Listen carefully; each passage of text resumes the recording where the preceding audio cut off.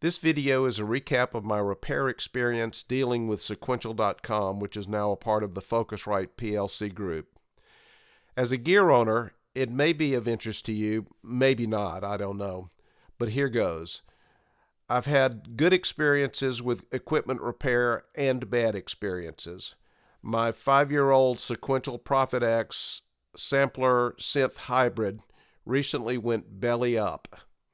After being on for several hours, it stopped working.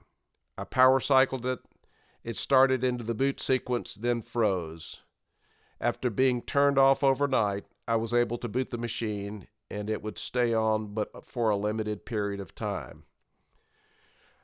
I went to the Sequential.com site and opened a support ticket. See the description of this video for a link.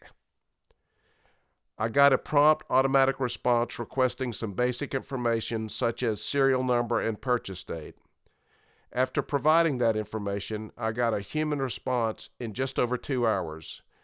It took a few more emails over several business days before I got an RMA. One of the things I had to do before getting the RMA was to update to the latest OS version. I also wanted to back up my presets. Fortunately, I was able to get both of these things done before the Prophet X quit working again. I was offered the option of returning the keyboard to Sequential for repair or getting parts and doing the repair myself.